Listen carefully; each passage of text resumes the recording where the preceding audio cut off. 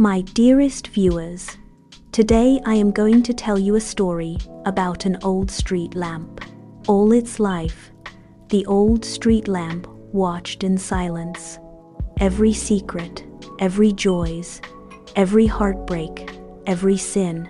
But on the night it was taken down, it finally revealed all the good and bad memories of the past. The story begins like this.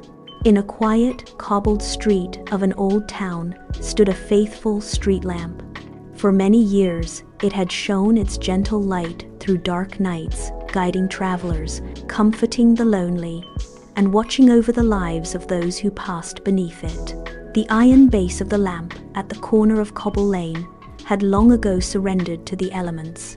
Thick, orange flakes of rust clung to the metal, biting deep into the stone foundation where it had stood for 40 years. It was a singular, unmoving fixture in a world that constantly shifted around it. Tonight, the wind arrived from the north, whistling through the gaps in the iron frame. It caught the loose glass panes, rattling them against their housing, with a sharp, rhythmic clatter that echoed down the empty street. The filament inside the bulb trembled, casting a pale, flickering amber glow that struggled to push back the encroaching shadows. Every gust of wind threatened to fall a piece of glass, yet the structure held. It was a monument to persistence, anchored to the pavement while the mortar around its base crumbled into fine grit. The street remained silent, save for the dry scrape of dead leaves skittering across the cobblestones. The lamp stood tall, its light pulsing with a faint, uneven heartbeat. A heavy, rhythmic thud broke the silence of the lane.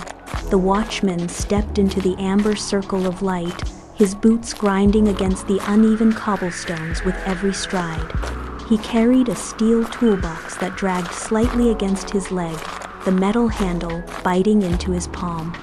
He stopped directly beneath the lamp, the weight of his equipment pulling his shoulders down.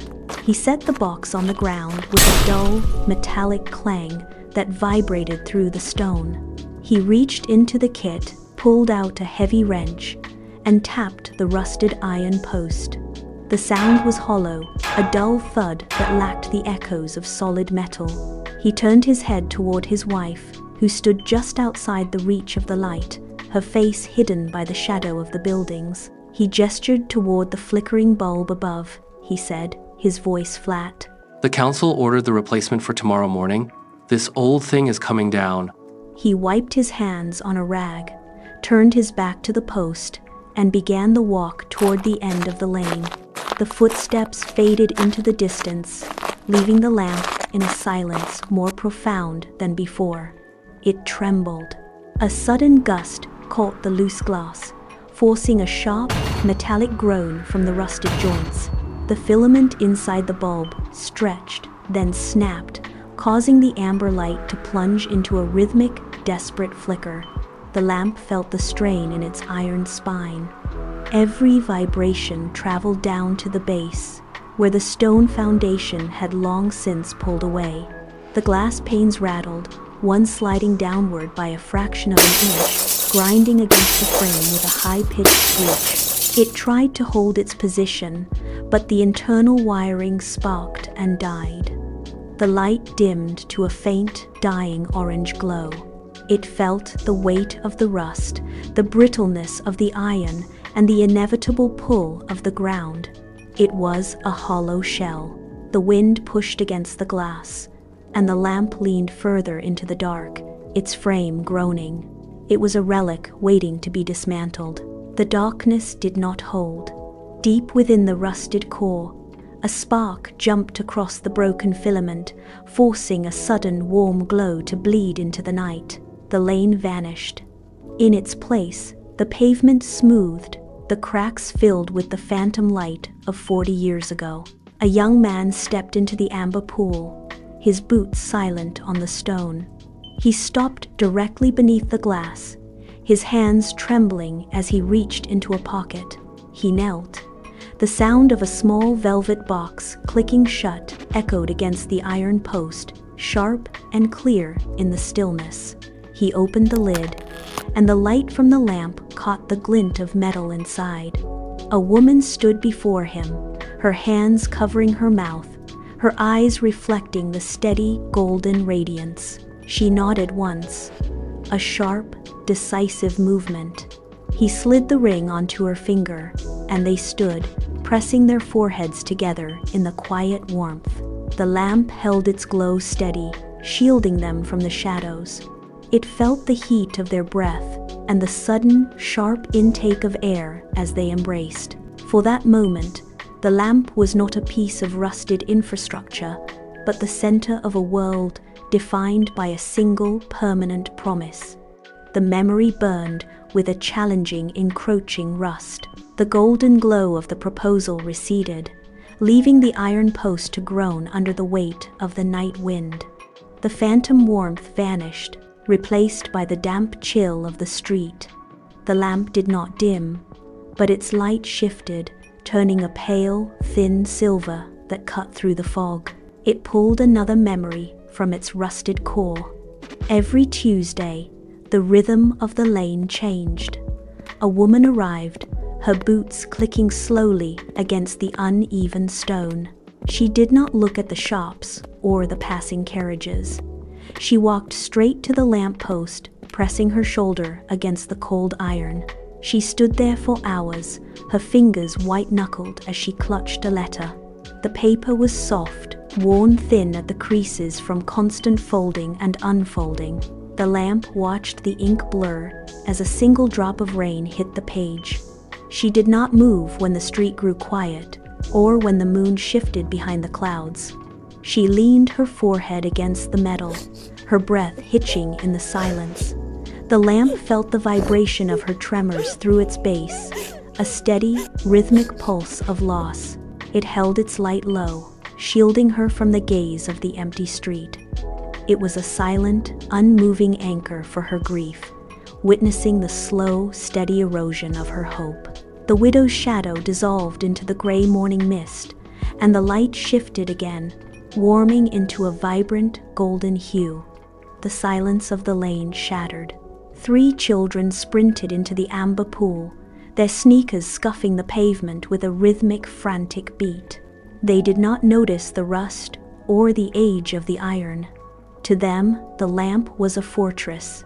One child slapped the post, shouting a count, and darted behind the base, pressing his back against the cold metal. The others fanned out, their laughter ringing off the brick walls of the nearby shops. The lamp watched them, its filament humming with a newfound, gentle intensity. It cast a long, sharp shadow across the cobbles, and the children used that darkness as a tactical line, a boundary for their game of hide and seek. They moved with a speed that made the lamp feel ancient, their movements blurring in the steady light. It felt the vibration of their frantic footsteps through the ground. They were here for a moment, then gone, their voices trailing off into the distance as the sun rose. The lamp held its position, unmoving as it had for 40 years. The laughter of the children died away, leaving the lane to the hollow whistle of the wind. The lamp felt the silence settle into its rusted joints. It tried to push its light outward, to stretch the amber glow across the cobbles, but the filament inside sputtered. A sharp, metallic click echoed from the base. The light did not just dim, it shivered. The glow retreated, pulling back toward the glass, leaving the corners of the street to the encroaching shadows. There was no resistance left. The lamp stopped fighting the flicker. It let the darkness press against the glass, accepting the cold that seeped into its core. The amber hue turned to a dull, dying orange, then to a faint, pulsing gray. It was preparing for the final dark. The darkness was absolute. The lamp hung suspended in the void, its filament cold and motionless. The wind, previously a low whistle, died instantly. The silence became heavy, pressing against the glass panes like a physical weight. High above the lane, the thick, suffocating cloud cover began to fray. A single, jagged tear opened in the center of the sky. Through the rift, a streak of pure, white brilliance plunged downward. It did not fall like a natural object. It moved with intent. The lamp felt the light before it saw it. A rhythmic, cool pulse began to vibrate through the iron base, traveling up the post and into the glass. The light hovered directly above the street, pulsing in perfect, steady intervals. It was a rhythmic, blinding brilliance that scorched the surrounding shadows. The lamp shuddered, the vibration of the star's arrival rattling its loose panes, forcing the dormant filament to spark once more. The white light did not dissipate. It anchored itself in the air, a sphere of cool, rhythmic brilliance that defied the laws of the night. The lamp felt the vibration move from the iron post into its very core. It was not a sound heard by ears, but a frequency felt by metal. The light pulsed, and the post hummed in response, a low, echoes drone that shook the loose glass panes until they rattled against their frames. You have served with devotion. The star vibrated. The voice was like humming crystal, a sharp, clear tone that cut through the silence of the lane. The lamp felt the energy surge through its rusted circuits, warming the cold filament. I grant you the power to preserve every image you have witnessed. The words echoed, not in the air, but within the lamp's own structure. The light intensified, casting long, sharp shadows that danced against the brick walls. The lamp stood rigid, the iron base absorbing the celestial hum.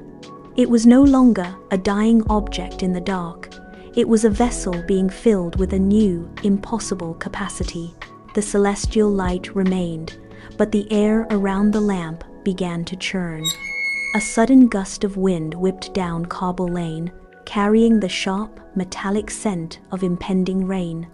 It did not merely blow past, it spiraled, wrapping around the iron post in a tight, pressurized vortex. The wind scoured the surface of the metal, peeling away flakes of rust and decades of grime until the iron shone with a dull, renewed luster.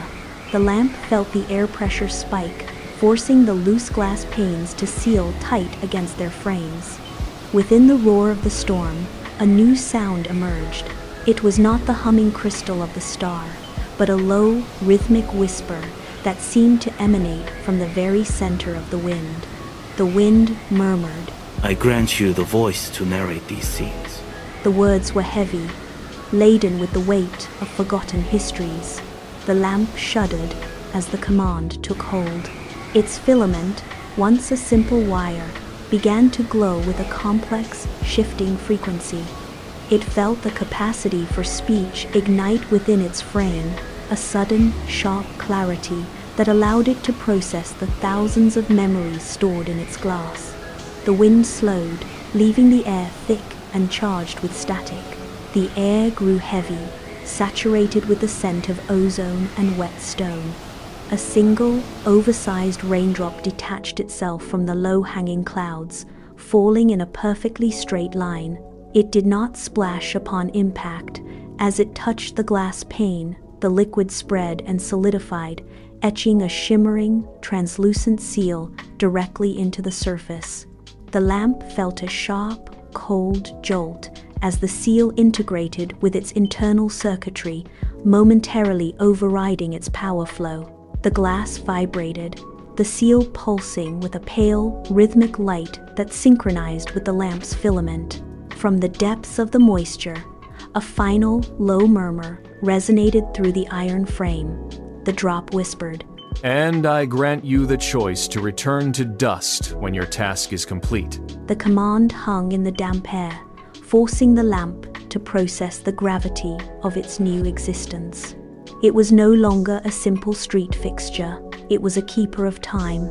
The fear of the scrap heap, once a looming certainty, now stood in direct opposition to the weight of its new duty.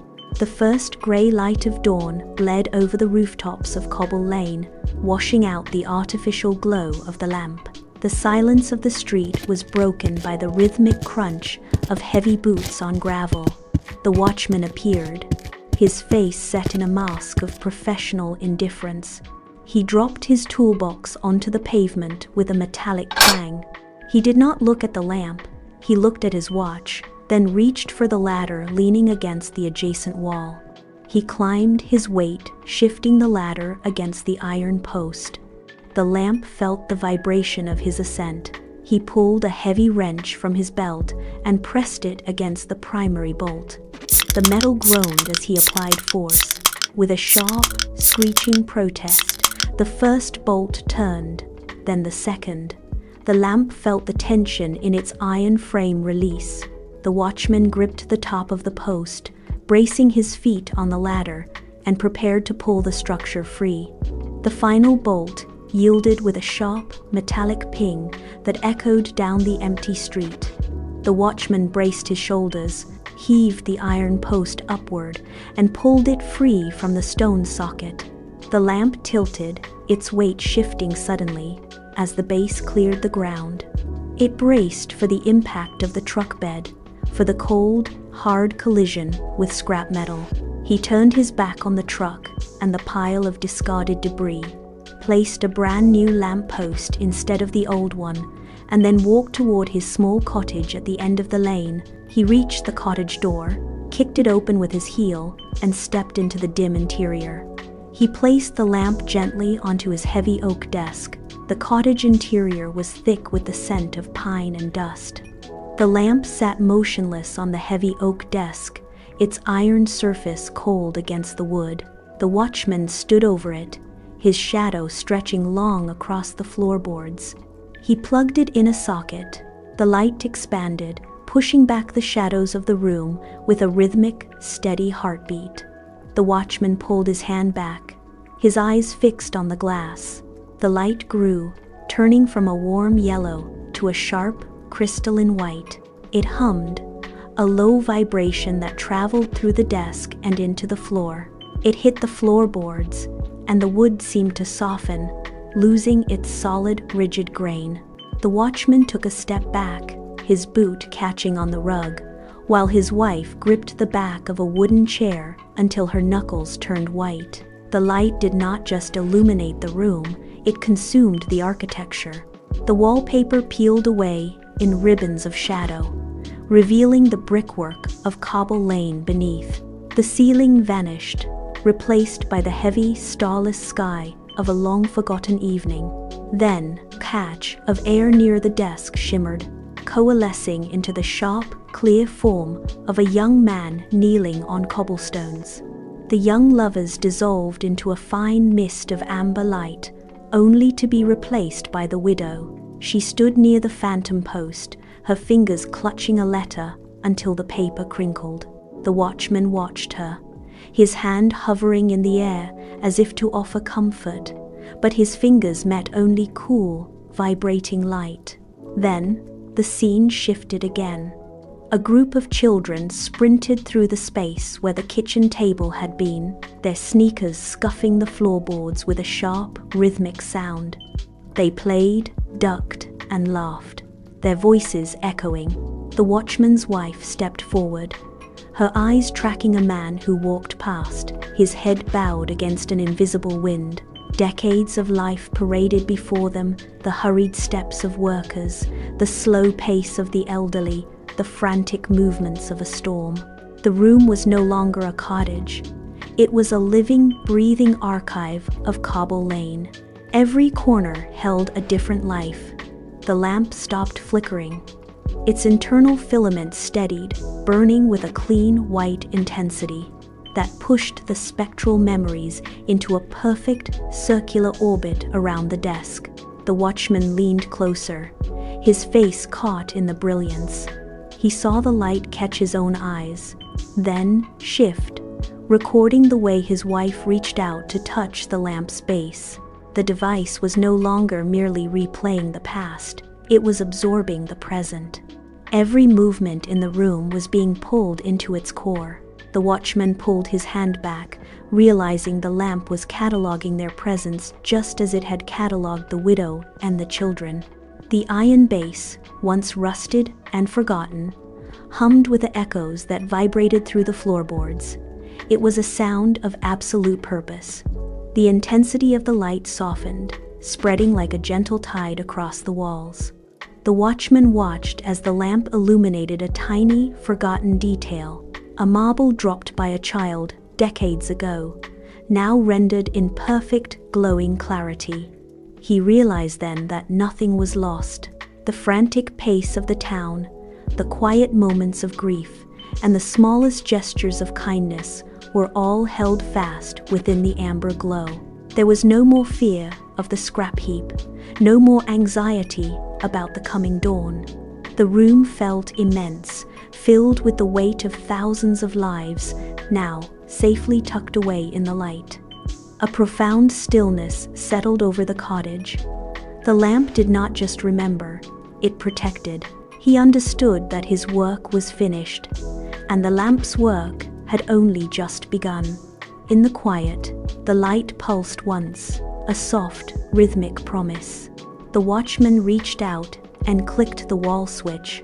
The room plunged into shadow, leaving only the lamp on the oak desk. It held the history of the town in a fixed, golden gaze. Outside, the wind rattled the window pane, but inside, the air remained perfectly still. The watchman and his wife sat in the glow, watching the faint, shimmering outlines of the past drift through the room like dust motes in a sunbeam. There was no more need for words. The lamp was a hope, a fixed point in the dark, ensuring that every memory it held would remain vibrant and clear. The street lamp had found its home, and in the silence of the cottage, it continued to shine, a permanent, glowing witness to everything that had ever been.